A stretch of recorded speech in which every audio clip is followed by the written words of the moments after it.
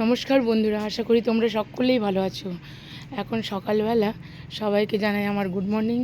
চলো আজ আমার ছাদ বাগান থেকে আমি একটুখানি ঘুরিয়ে নিয়ে আসি। দেখো, কয়েকটা টব নিয়ে শুরু করেছিলাম, একটা দুটো করতে করতে অনেকগুলো গাছ হয়ে গেছে।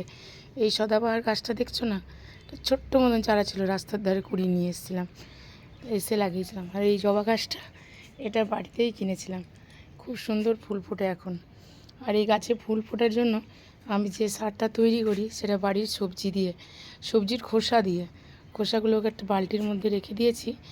আর সেই বালতির মধ্যে কিছুটা জল দিয়ে রেখেছি, ভিজিয়ে রেখেছি খোসাগুলোকে। ক্রমাগত ওটা পচতে থাকে আর একটা ভালো সার তৈরি হতে থাকে।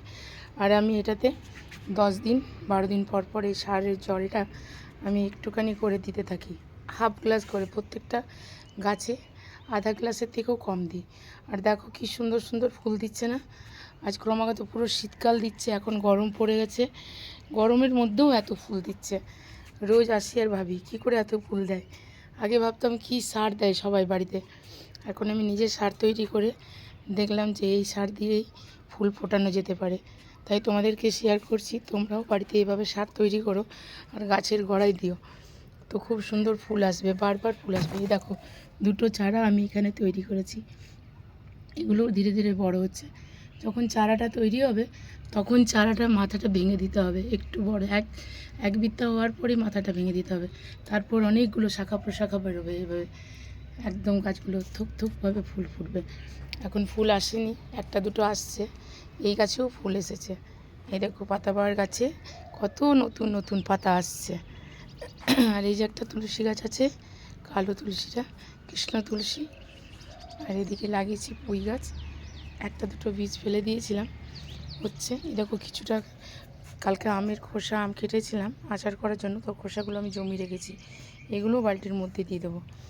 এখনও দেখো চন্দ্রমল্লিকা, হলুদ চন্দ্রমল্লিকা এখনও ফুটছে, ওই সার দিচ্ছি তার জন্য ফুটছে। গাছ পুরো মরে গেছে, অথচ ফুল দেওয়া আর বন্ধ করছে না।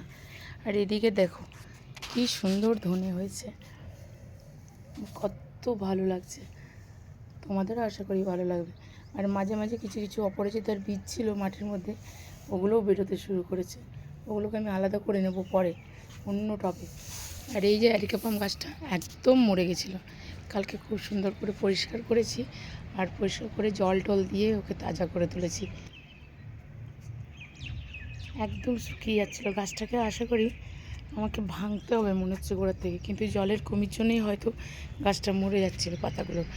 তো কাল খুব ভালোভাবে জল দিয়ে ওটাকে ভিজিয়েছি, তার জন্য গাছটা আজ পুরো তাজা হয়ে উঠেছে। কী সুন্দর নতুন নতুন পাতা বেরোচ্ছে না, খুব ভালো লাগে। এই অ্যারিকাপাম গাছ একটা ঘরে না থাকলে হয়, সব্বার ঘরে একটা করে ঘর, কিন্তু এত বড় গাছটা যে বাড়ির রুমের মধ্যে রাখাই যায় না। চলো ঘোরালাম তোমাদেরকে, এবার আমি বাড়ি যাই নিচে, আবার দেখা হচ্ছে। আর বললাম, একটু আগে আমি অনেক শাক তুলে নিয়ে গেলাম, এই যে ডালগুলো সব ভেঙে দিয়েছি। গাছের যে বীজগুলো থাকে, শাকের যে বীজগুলো থাকে সেগুলো আমি ছড়িয়ে দিই।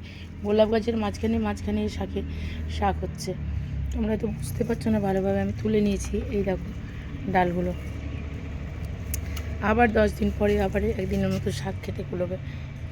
এই যে বীজগুলো হয়েছে না, এই বীজগুলোই আমি এর মধ্যে ছড়িয়ে দিই।